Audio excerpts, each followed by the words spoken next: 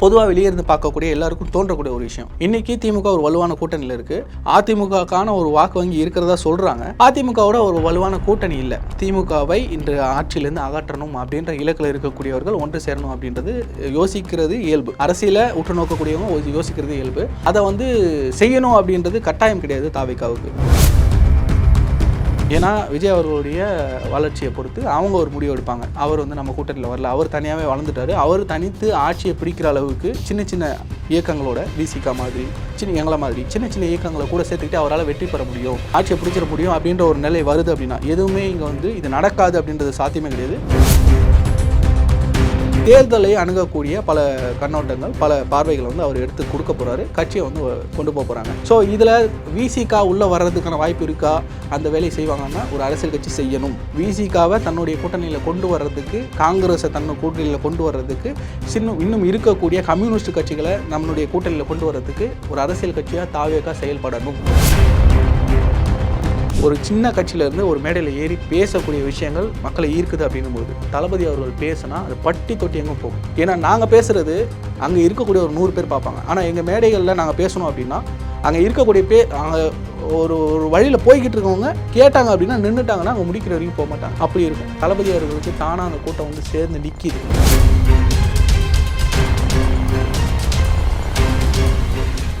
TN media நேயர்களுக்கு வணக்கம். இன்று நம்முடன் நேர்காணலுக்காக தமிழ்நாடு இளைஞர் கட்சியிலேருந்து நரேஷ் அவர்கள் இணைந்திருக்கார். வணக்கம் சார். வணக்கம். எப்படி சார் இருக்கீங்க? நலமா இருக்கேன். நீங்கள் எப்படி இருக்கீங்க? நல்லா இருக்கேன் சார். சார், இந்த ஐயநாதன் அவர்கள் பார்த்தீங்கன்னா தாவேகாவுக்கு ரொம்ப சப்போர்ட்டாக பேசிட்டு இருந்தார். இப்போ ஒரு சில தினங்களாகவே தாவேகா மீது குற்றச்சாட்டு வைக்கிறார். இப்போ சமீபமாக ஒரு விஷயம் சொல்லியிருக்காரு. என்னன்னா, தமிழக வெற்றி கழகமும் அதிமுகவும் இணைந்து தான் 2026 போட்டியிட போகிறாங்கன்னு சொல்லிட்டு. இதற்கு பார்த்தீங்கன்னா தமிழக வெற்றி கழகத்துலேருந்து எந்த ஒரு மறுப்பும் தெரிவிக்கல இல்லை சார். இதை நம்ம உண்மைன்னு எடுத்துக்கலாமா? இல்லை, மறுப்பு தெரிவிக்கல அப்படின்றதுக்காக மௌனம் சம்மதத்துக்கு அறிகுறிலாம் நம்ம இதில் எடுத்துக்க முடியாது. அரசியலில் ஒரு கட்சி எல்லா பாசிபிலிட்டிஸையும் செக் பண்ணும். பட் ஆனால் செக் பண்ணுற எல்லா பாசிபிலிட்டிஸையும் அவங்க செயல்படுத்த போகிறாங்களா அப்படின்னு கேட்டிங்கன்னா கிடையாது. ஸோ ஐயநாதன் அவர்கள் மிகப்பெரிய ஆளுமை, அரசியல் விமர்சகராக, பத்திரிகையாளராக அவர் தொடர்ந்து நம்ம பார்த்துட்ருக்கோம். அவருடைய கருத்துக்களை நிறைய விஷயங்களை ஈர்ப்பு அதை அவருடைய கருத்துக்களை ஈர்த்து தான் அவர் கூப்பிட்டு பேசியிருக்காங்க. விஜய் அவர்கள் மீட் பண்ணியிருக்காரு. அவங்களுடைய பயிலரங்களில் பேசினாங்க. இது எல்லாமே வந்துக்கிட்டு இருக்கு. இன்றைக்கு அவருக்கு ஒரு கருத்து முரண் இருக்குது. இவங்க செயல்படுற இல்லை ஒரு திட்டம் பேசக்கூடியதாக இவர் கேள்விப்பட்ட விஷயங்கள் அவருக்கு முரணாக இருக்குது அப்படின்போது வெளியே அவர் பேசுகிறதுல எந்த ஒரு குற்றமும் நம்ம சொல்ல முடியாது.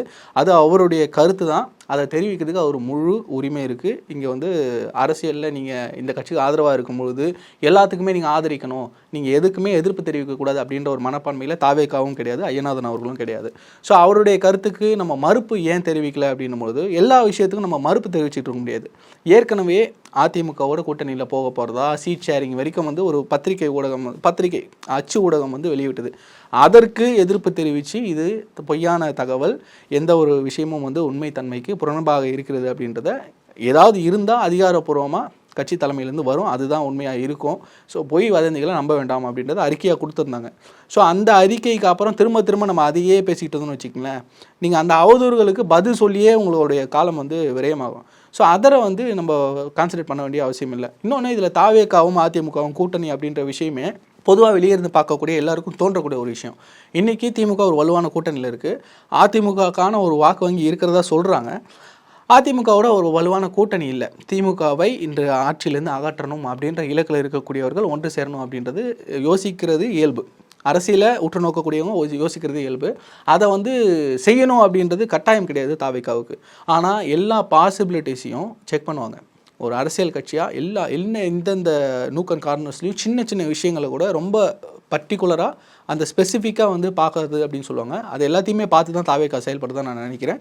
அதிமுகவோட இந்த கூட்டணி விஷயங்கள்லாம் பேசுறது இது டூ இயர்லி. இன்னும் 1 வருஷம் இருக்குது. நான் என்ன சொல்ல வரேன்னா, இந்த 1 வருஷத்தில் அதிமுகவுடைய செயல்பாடுகள் என்ன அப்படின்றது ஒன்று இருக்குது, தாவேகாவுடைய செயல்பாடுகள் என்ன அப்படின்றது ஒன்று இருக்குது. தாவேகாவோட செயல்பாடுகள் திமுக அரசு செஞ்சக்கூடிய அந்த ஒரு மக்கள் விரோத ஆட்சியையும் அவங்களுடைய தேர்தல் பொய் வாக்குறுதிகளையும் எடுத்து மக்கள்கிட்ட கொண்டு போய் சேர்க்கறது, மக்கள் பிரச்சனைகளுக்கு கூட நின்று போராட்டங்கள் செய்கிறது, ஆர்ப்பாட்டங்கள் பண்ணுறது, இது எல்லாமே தொடர்ந்து வரும்பொழுது தாவேகாவுடைய வளர்ச்சி அப்படின்றது அபரிவிதமாக இருக்க போகுது. ஏன்னா இன்றைக்கி மக்கள் நிறைய இடத்துல பேசுவாங்க, எம்ஜிஆரோட ஒப்பிடுவாங்க. ஸோ இன்றைக்கி விஜய் அவர்கள் இன்றைக்கி அரசியல் கட்சி தொடங்கிட்டாரு. எல்லாருமே வந்து சினிமாலேருந்து வந்த எல்லாருமே எம்ஜிஆர் ஆகிட முடியுமா அப்படின்ற ஒரு இல்லை சார், இப்போ இந்த டைட்டில் வந்ததுலேருந்து தான் இப்போ அந்த பேச்சு வந்து அதிகமாக இருக்கு இல்லையா? ஸோ அது எல்லாமே வந்து பார்ப்பாங்க. ஸோ இந்த ஒரு வருஷம் என்ன பண்ண போகிறாங்க அப்படின்றத வச்சு தான் வந்து கூட்டணி கணக்குகளே மாறும். நாளைக்கு வந்து சொல்ல முடியாது பாஜக அதிமுக திரும்ப கூட்டணி வைக்கலாம். ஏன்னா விஜய் அவர்களுடைய வளர்ச்சியை பொறுத்து அவங்க ஒரு முடிவு எடுப்பாங்க. அவர் வந்து நம்ம கூட்டணியில் வரல, அவர் தனியாகவே வளர்ந்துட்டார், அவர் தனித்து ஆட்சியை பிடிக்கிற அளவுக்கு சின்ன சின்ன இயக்கங்களோட விசிகா மாதிரி எங்களை மாதிரி சின்ன சின்ன இயக்கங்களை கூட சேர்த்துக்கிட்டு அவரால் வெற்றி பெற முடியும், ஆட்சியை பிடிச்சிட முடியும் அப்படின்ற ஒரு நிலை வருது அப்படின்னா எதுவுமே இங்கே வந்து இது நடக்காது அப்படின்றது சாத்தியமே கிடையாது. நடக்காத விஷயங்கள் பலவும் இங்கே நடந்திருக்கு. அதுதான் வரலாறு மாதிரி இருக்குது. அந்த வரலாற்றை படைக்கிறதுக்கு தாவேகா முயற்சி செய்யணும் அப்படின்றத என்னுடைய எண்ணம். அவங்க அதுக்கான முனைப்பில் தான் போயிட்டுருக்காங்க. பட் ஆனால் ஒரு அரசியல் கட்சி நான் முன்னாடி சொன்ன மாதிரி எல்லா வகையான பர்ஸ்பெக்டிவ்ஸையும் வந்து அவங்க செக் பண்ணுவாங்க. அதில் போனால் என்னென்ன பாதிப்புகள் இருக்குது, அதை செய்கிறதுனால கட்சி வளர்ச்சிக்கு என்ன ஆகும், நம்ம தொண்டர்களுடைய நிலை என்ன ஆகும், நம்ம நம்புற மக்களுக்கு நம்ம என்ன ஒரு செய்தியை வந்து கொண்டு போய் சேர்க்க போகிறோம், இது எல்லாத்தையுமே வந்து அவங்க திங்க் பண்ணுறாங்க அப்படின்றத நான் பார்க்குறேன். இந்த ஐயநாதன் அவர்கள் பேசினது திமுகவோட இணைந்து தான் இந்த மாதிரிலாம் பேசிகிட்டு இருக்காரு. ஏன்னா கொஞ்ச நாளாக நல்லா புகழ் பாடிட்டு இருந்தது, திடீர்னு இந்த மாதிரி சொல்கிறதுக்கு, ஏன்னா கட்சியிலேருந்து வெளியில் வந்து ஒருத்தர் சொல்கிறாருன்னா இது எப்படி பார்த்துக்கலாம்? இல்லையே, இப்போது உங்களுக்கு அடுத்த ஒரு அறிக்கை இப்போ வந்திருக்கு. திமுக அரசு எந்த அளவுக்கு அவங்களுடைய பொய் வந்து இங்கே முகமூடி கலைக்கப்பட்டிருக்கு அப்படின்றத சொல்லி அந்த சாதிய பாகுபாடுகள் இங்கே எவ்வளோ பிரச்சனை இருக்குன்றத ஒரு அறிக்கையாக வந்து விஜய் அவர்கள் கொடுத்துருந்தாரு. அதை வரவேற்றிருக்காரு. இது ஒரு நல்ல அறிக்கை, இது வந்து தெளிவாக சொல்லியிருக்காரு அப்படின்னு வரவேற்றிருக்காரு. ஸோ இங்கே வந்து திமுகவுடைய செயல்பாடு தான் இது, திமுகவுடைய அழுத்தத்தின் காரணமாக ஐநாதுகள் இதை செய்கிறாரு, இல்லைனா அவர் வந்து பி டீமாக செயல்படுறாரு திமுக அப்படின்றதெல்லாம் வந்து வைக்கக்கூடிய விமர்சனம் வைக்கக்கூடியவங்களில் ஏதாவது அதில் ஒரு புரிதலோ இல்லை ஏதாவது ஆதாரமாக இருந்தால் பேசலாம். நம்ம பொத்தாம்போதும் வந்து அந்த விமர்சனத்தை வைக்கிறது வந்து சரியாக இருக்காது. தாவேகா அப்படி நினைக்கவும் இல்லை. தாவேகா எப்படி நினைக்குது அப்படின்னா இந்த மாதிரியான ஒரு ஆட் நம்மளுக்கு தேவை, நம்மளை வழிநடத்துறதுக்கு, நம்ம செய்யக்கூடிய தவறுகள் ஏதாவது நடந்தது அப்படின்னு சுட்டி காட்டுறதுக்கு இந்த மாதிரி ஒரு ஆள் தேவை அப்படின்றதுல அவங்க உறுதியாக இருக்காங்க. அந்த ஐயநாதன் அவர்கள் இன்றைக்கி வந்து தாவேகாவோட முரண்பட்டு சில விஷயங்களில் முரண்பட்டு நிற்கிறாரு. அது நடக்காத பட்சத்தில் என்ன பண்ண போகிறாரு? சரி ஓகே, 2026 தாவேகா அதிமுகவோட கூட்டணி போகல, திமுகவோட கூட்டணி போகல, பாஜகவோட கூட்டணி போகல, ஐயநாதன் அவர்களுடைய நிலப்படம் என்னவாக இருக்கும்? அன்றைக்கு இவர்களுடைய வழி சரியாக இருக்கும் அப்படின்றத அவர் நிலைப்பாடு எடுக்க போகிறார். அதில் அவருக்கும் மாற்று கருத்து கிடையாது. ஸோ அந்த நிலைப்பாடு வரும்பொழுது இல்லை திமுகவுடைய அழுத்தம் இப்போ இல்லை அப்படின்னு நம்ம ஒத்துக்க முடியாது இல்லையா? ஸோ அந்த மாதிரி தான் இன்றைய காலகட்டத்தில் ஒரு செயல்பாடுகளுக்கும் ஆதரவும் இருக்கும், எதிர்ப்பும் இருக்கும். ஒரு செயலுக்கு பின்னாடியும் கட்சிக்கு வளர்ச்சி என்ன, நம்ம அடுத்த ஆட்சியை பிடிக்கிறதுக்கு என்னென்ன வழிகள் இருக்குது, நேர்மையாக மக்களை எப்படி போய் நம்ம அணுக போகிறோம், இது எல்லாமே இருக்குது. ஸோ அதை தான் வந்து தாவேகா பின்பற்றதை நான் பார்க்குறேன். இல்லை சார், இப்போது ஆதவ அர்ஜுனா வந்து ஒரு சில தினங்களுக்கு முன்னாடி வந்து தமிழ் வெற்றி கழகத்தில் இணைந்த ஒரு சில மணி நேரத்தில் திருமாவளவனை போயிட்டு சந்தித்தார். அப்போ வந்து பார்த்தீங்கன்னா திருமாவளவன் தமிழக வெற்றி கழகம் பக்கம் இழுக்கிறதுக்கான பிளானாக நம்ம எடுத்துக்கலாமா? இவங்களோட இருவர் கூட்டணி வந்து வெற்றி அடையுமா? இல்லை, இது வந்து ஒரு கட்சியிலேருந்து விலகி இன்னொரு கட்சியில் மாற்று கட்சியில் இணையக்கூடியவர்கள் முன்னாடி இருந்த கட்சியில் அவருடைய கட்சி தலைவரை போய் சந்திக்கிறது அப்படின்றது அபூர்வமாக நம்ம பார்க்குறோம். இதுக்கு முன்னாடி எதுவும் நடந்ததில்லை. ஸோ இங்கே ஒரு முரண் ஏற்பட்டு தான் வந்து அதுக்கப்புறம் அவர் சஸ்பெண்ட் பண்ணுறப்படுறார். சஸ்பெண்ட்லாம் வேணால் நானே வந்து ரிசைன் பண்ணிடுறேன்னு சொல்லிட்டு ரிசைன் பண்ணிவிட்டு வெளியே வரார். வெளியே வந்தவர் வந்து நான் எந்த கட்சிக்கும் போகல அப்படின்றத சில நாட்கள் வந்து கடத்தி வந்தார். இப்போ தாவேகாவில் இணைஞ்சிருக்காரு. அவருக்கான பொறுப்பு தேர்தல் பொதுச் செயலராக கொடுத்துருக்காங்க, தேர்தல் வகுப்புக்கு மட்டும் கொடுத்துருக்காங்க. ஸோ தேர்தலை அணுகக்கூடிய பல கண்ணோட்டங்கள், பல பார்வைகளை வந்து அவர் எடுத்து கொடுக்க போகிறாரு, கட்சியை வந்து கொண்டு போக போகிறாங்க. ஸோ இதில் விசிகா உள்ளே வர்றதுக்கான வாய்ப்பு இருக்கா? அந்த வேலையை செய்வாங்கன்னா ஒரு அரசியல் கட்சி செய்யணும். விசிகாவை தன்னுடைய கூட்டணியில் கொண்டு வர்றதுக்கு, காங்கிரஸை கூட்டணியில் கொண்டு வர்றதுக்கு, இன்னும் இருக்கக்கூடிய கம்யூனிஸ்ட் கட்சிகளை நம்மளுடைய கூட்டணியில் கொண்டு வர்றதுக்கு ஒரு அரசியல் கட்சியாக தாவேகா செயல்படணும். அதுதான் வந்து ஒரு தெளிவான அரசியல் பார்வையாக இருக்கும். யாருமே வேணால் நானே நின்று எல்லாத்தையும் பார்த்துக்குவேன் அப்படின்னு சொல்லிட்டு என்ன சொல்கிறது, இன்றைக்கி ஒருத்தர் இருக்கார் பீம்பா, நான் யாரு கூடயும் சேர மாட்டேன், நான் தனியாகவே நின்று பார்த்துக்கிறேன் அப்படின்னு சொல்லிட்டு, அது வந்து சீமான் அவர்கள் தான் சொல்கிறேன். அது வந்து என்ன ஆகும் அப்படின்னா ஒரு எலெக்ஷன்லையும் நீங்கள் ஒரு பர்சன்டேஜ் வந்து இன்க்ரீஸ் பண்ணிட்டு வந்து இன்றைக்கி வந்து வளர்ந்துருக்கீங்க, நான் இல்லைன்னு சொல்ல. பட் அவங்களுடைய கட்டமைப்பு வளரல, நாம் தமிழ் கட்சியுடைய கட்டமைப்பு இல்லை அப்படின்றது வெளிப்படையாக எல்லாருக்குமே தெரியும். இன்றைக்கி ஈரோடு கிழக்கு தேர்தலில் அவங்க வாக்கு சதவீதம் வாங்குறாங்க, ஆனால் அவருடைய கட்டமைப்பு ஈரோடு கிழக்கில் இல்லை. அதுதான் ஒத்துக்க வேண்டிய உண்மை. வெளி மாவட்டங்கள்லேருந்து வெளி தொகுதியிலேருந்து வளர்ந்து வேலை செய்கிறாங்க. ஸோ இந்த மாதிரி இருக்கக்கூடிய ஒரு அரசியல் கட்சிகளுக்கு நடுவில் நான் ஆட்சியை பிடிக்கிறதுக்கு நம்மளுடைய கொள்கைகளை ஏற்று நம்மளோட இணைஞ்சு பயணிக்க விருப்பம் இருக்கிறவங்க சேர்ந்து பயணிக்கிறன்றதை ஓப்பனாக முதல் மேடையில் சொல்லக்கூடிய ஒரு என்ன சொல்கிறது, ஒரு பெருந்தன்மை உள்ள ஒரு மனிதராக நான் தளபதி விஜய் அவர்களை பார்க்குறேன்.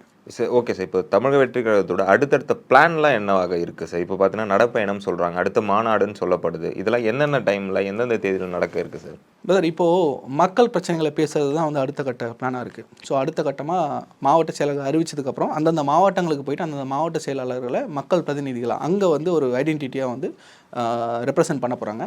ஸோ அவங்க மூலமாக தொகுதி, பகுதி, கிளை, வார்டு வரைக்கும் எல்லா நிர்வாகிகளையும் ஃபில் பண்ண போகிறாங்க. பூத் வாலண்டியர்ஸ் வரைக்கும் போட போகிறாங்க. இது வரைக்கும் திமுக, அதிமுகவை தவிர வேறு யாருக்குமே எல்லா பூத்துலேயும் வாலண்டியர்ஸ் கிடையாது அப்படின்னு சொல்லிக்கிட்டு இருக்கக்கூடிய ஒரு பிம்பத்தை உடைக்க போகிறாங்க. ஸோ அது வந்து தெளிவாக முதல் தேர்தலையே பண்ண போகிறாங்க. இது வந்து எந்த கட்சிக்கும் வந்து முதல் தேர்தலும் நடக்கலை.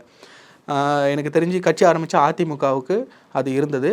ஏன்னா அவங்க திமுகவிலேருந்து பிரிந்து வந்தாங்க. பல தலைவர்கள் எம்ஜிஆர் அவர்களை நோக்கி வந்தாங்க. அது மிகப்பெரிய ஒரு மாதம் ஆட்சி முதல் பொது தேர்தலை சந்திக்கிறதுக்கு முன்னாடி எதிர்கட்சி அந்தஸ்தை பெற அளவுக்கு அவங்கக்கிட்ட வந்து அன்றைக்கி வந்து பவர் இருந்தது.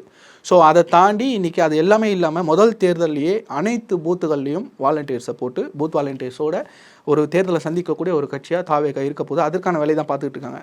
ஸோ கட்டமைப்பு முதல்ல வந்து ஸ்ட்ராங் ஆகிடுச்சு அப்படின்னா மக்கள் பிரச்சனைகள் உங்ககிட்ட தானாக வரும். இப்போது ஒரு வார்டில் ஒரு இடத்துல ஒரு இஷ்யூ இருக்குது, ஒரு ஸ்கூலில் வந்து டீச்சர்ஸே கிடையாது அப்படின்ற பிரச்சனை எப்போ தெரியும் அப்படின்னா அந்த வார்டில் உங்களுக்கு நிர்வாகியோ இல்லை உங்களுடைய கட்சி ஆட்களோ இருந்தால் அப்படி தெரியும். ஸோ இப்போ எல்லா வார்ட்லேயும் தளபதி அவர்களுக்கு ஆட்கள் இருக்காங்க. ஸோ அந்த வார்டில் இருக்கக்கூடிய இஷ்யூஸை எடுத்து மைக்ரோ லெவலில் அனலைஸ் பண்ணுற அளவுக்கு அவங்க வந்து ஒர்க் பண்ணிகிட்டு இருக்காங்க. ஸோ போக போக நம்ம அதை பார்க்க போகிறோம். எல்லா இஷ்யூஸையும் அனலைஸ் பண்ணி தான் அவங்க தேர்தல் வாக்குறுதியை வந்து தயார் பண்ண போகிறதா நான் கேள்விப்பட்டேன். ஸோ இதெல்லாம் பார்க்கும்பொழுது மக்களுக்கு வந்து நம்ம பிரச்சனைகளை கேட்கக்கூடிய ஆட்கள் இப்போ தேவை. முதல்ல வந்து நீங்கள் பிரச்சனையை வந்து சால்வ் பண்ணுறீங்க, இல்லை வாக்குறுதி கொடுக்குறீங்க அப்படின்றதுலாம் அப்புறம்.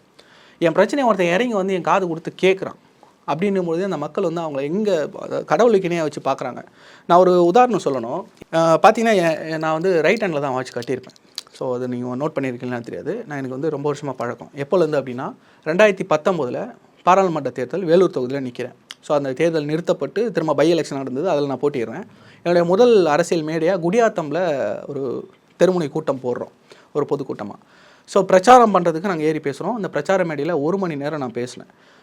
பியூர் அண்ட் பியூர் அந்த மக்கள் பிரச்சனைகளை நான் அட்ரஸ் பண்ணதை, நான் பார்த்த விஷயங்களை, நான் ஃபேஸ் பண்ண விஷயங்களை, மக்கள் என்கிட்ட சொன்ன விஷயங்களை நான் அங்கே வந்து மேடையில் பேசுகிறேன். ஒரு வயதானவர் வந்து அங்கே நின்றுட்டு இருந்தார், ரொம்ப நேரம் நின்றுட்டு இருந்தார்.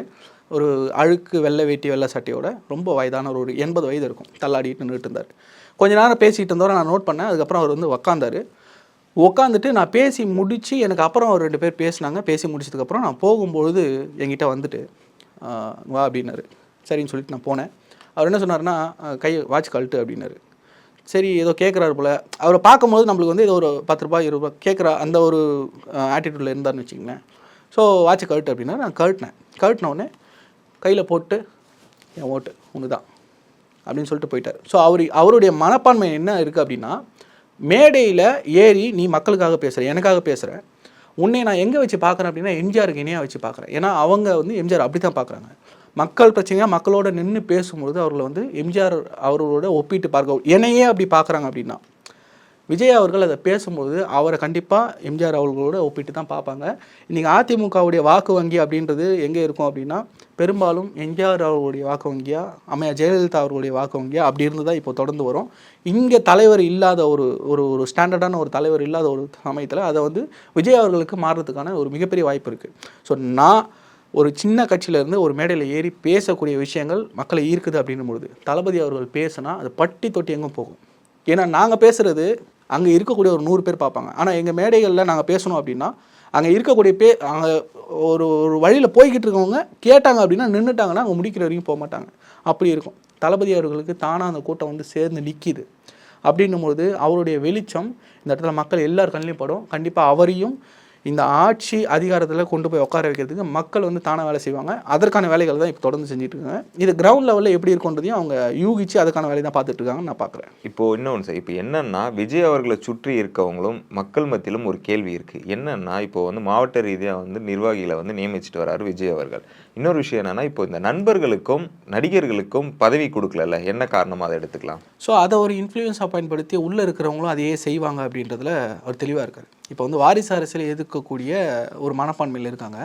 திமுகவில் வாரிசு அரசியலை அந்த கட்சிக்காரங்க நிறைய பேர் எதிர்க்கல. ஏன்னு சொல்லுங்கள் பார்க்கலாம். அந்த கட்சியில் இருக்க எல்லாருடைய வாரிசுகளும் கட்சிக்குள்ளார முக்கிய பதவிகளில் எம்எல்ஏவோ எம்பியாவோ இருக்காங்க. இந்த பக்கம் எடுத்துட்டிங்கன்னா துரைமுருகன் இருக்கார், அவருடைய மகன் எம்பியாக இருக்கார். இந்த பக்கம் பொன்முடி இருக்கார், அவருடைய மகனும் இருக்கார். இந்த பக்கம் வந்து நேரு இருக்காங்க, அவங்களுடைய மகன் டிஆர்பி ராஜா அவரும் இருக்கார். ஸோ இந்த மாதிரி சுற்றி தலைமை என்ன செய்யுதோ அதைத்தான் தொண்டர்களும் செய்கிறாங்க. தலைவன் எவ்வழியோ மக்களும் அவ்வழியே, தொண்டர்களும் அவ்வழியே. ஸோ அதை வந்து ஃபாலோ பண்ணி தொண்டர்களும் இதையே என் நண்பன், என் சொந்தக்காரன், என் ஜாதிக்காரன், இந்த மாதிரி யாரையும் போட்டக்கூடாதுன்றது தான் அதில் தெளிவாக இருக்கார். இப்போ கூட நிறைய விமர்சனங்கள் வருது இல்லையா, இந்த விமர்சனங்கள் எல்லாத்தையும் அவர் வந்து செவி கொடுக்காம இல்லை, எல்லா விமர்சனங்களையும் வாங்கிக்கிறார். விஜயண்ணாவை பொறுத்த வரைக்கும் நீங்கள் உட்காந்து ஒரு விஷயம் சொல்கிறீங்கன்னா கூட அதை இன்ஃபர்மேஷனை ஃபுல்லாக வந்து வாங்கிக்குவார். அதை ஒரு 3-4 சோர்சஸ் மூலமாக செக் பண்ணுவார், வெரிஃபை பண்ணுவார். அதில் எந்த அளவுக்கு உண்மைத்தன்மை இருக்குது, எந்த அளவுக்கு இது அவதூறு இல்லை சும்மா கட்டுக்கதையா அப்படின்றது தெரிஞ்சுக்கிட்டு இதை செஞ்சவங்களுக்கு கூட அதை வந்து அவங்கக்கிட்ட அதை தெரிஞ்ச மாதிரி காட்டிக்காமல் அதை வந்து சரி செய்கிறதுக்கு பார்க்குறாரு. ஏன்னா இது வந்து ஒரு தலைமை பண்புக்கு நான் வந்து ஒரு மிகப்பெரிய ஒரு விஷயமா பார்க்குறேன். ஏன்னா கலைஞர்கிட்ட அதை பார்க்கலாம். கட்சிக்குள்ளார இருக்கிற எந்த ஒரு பிரச்சனையாக இருந்தாலும் உள்கட்சி பிரச்சனைகளுக்கு கூப்பிட்டு உட்கார வச்சு பேசி 1 மணி நேரத்தில் அந்த பிரச்சனையை சால்வ் பண்ணி சுமூகம் பண்ணுறதுல அவர் வந்து கில்லாடின்னு சொல்லுவாங்க. ஸோ அந்த மாதிரியான வேலைகள் தான் இன்றைக்கி வந்து தொடர்ந்து பார்த்துட்டு இருக்காரு. ஸோ விமர்சனங்கள் இந்த மாதிரியான விஷயங்கள் வரக்கூடாதுன்றதுல தெளிவாக இருக்காங்க. வந்து அதை திருத்திக்கூடிய இடத்துல தளபதி இருக்காருன்றதை நான் பார்க்குறேன். எங்களோடு இணைந்து பல்வேறு தகவலை பயந்ததற்கு மிக்க நன்றி. நன்றி.